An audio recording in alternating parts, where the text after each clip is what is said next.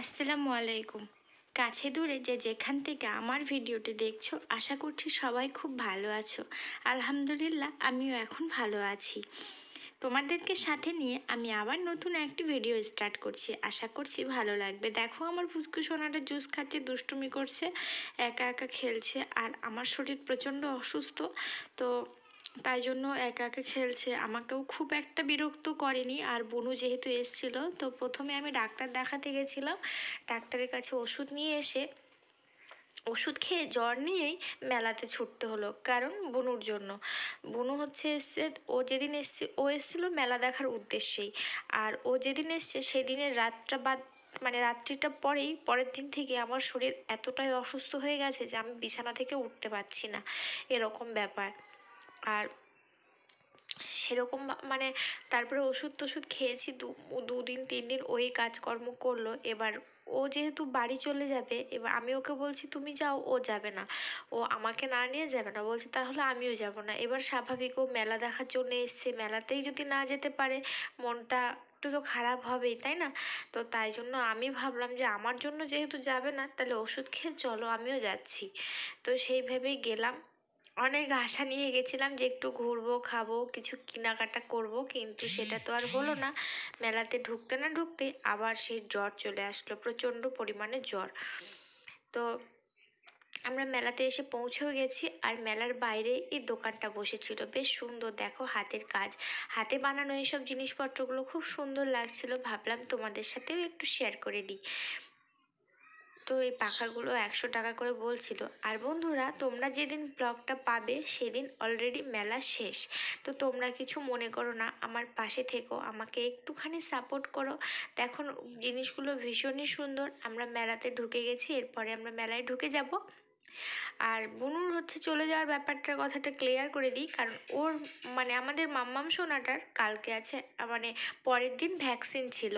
এবার সেই ভ্যাকসিন এর আগে মানে একটা ডেট মিস গেছে, ওর শরীর খারাপ ছিল বলে, এই জন্য এই ডেটটা মিস ওরা করতে চাইছে না।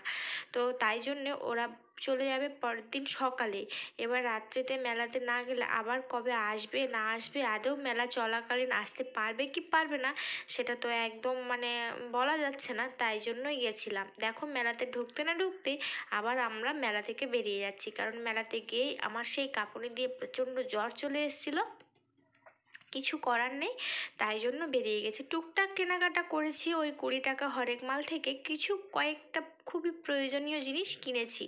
মানে মেলায় যাব, কিচ্ছু খেতে পারিনি, কিছু ওদের খাওয়াতেও পারিনি, মানে খুব খারাপ লাগছিল। এবার আমার শরীর এতটাই খারাপ লাগছিল যে আমি যে বাড়ি আসবো সেই শক্তিটুকু আমার ছিল না, এরকম ব্যাপার। তবুও দেখো, এই যে দেখো হাঁটছি, আর তোমার একটু করে ভিডিও ক্লিপ নিচ্ছি শুধু তোমাদের সাথে শেয়ার করব বলে।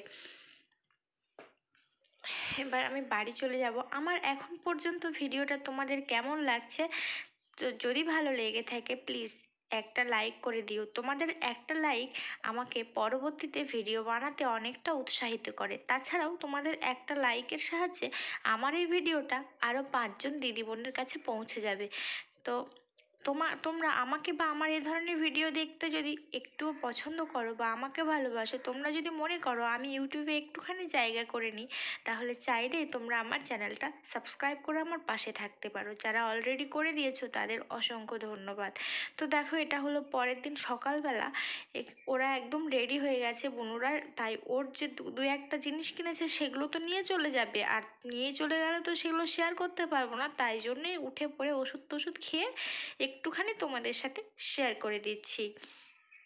তো নিয়েছে ওই যে 2টো স্ট্যান্ড, এগুলো বুনু নিয়েছে, 2টো পাখা, একটা আমার একটা ওর। আর ওই কৌটোটা আমি নিয়েছি, আর ওই যে চামচ হোল্ডারটা আমি নিয়েছি, আর বোতল দুটো আমি নিয়েছি। আর এই যে এটা ও বুনু নিয়েছে, এই কাটারগুলো, আলু ছোলার কি নাম বলে আমি জানি না, তবে এগুলো ও নিয়েছে।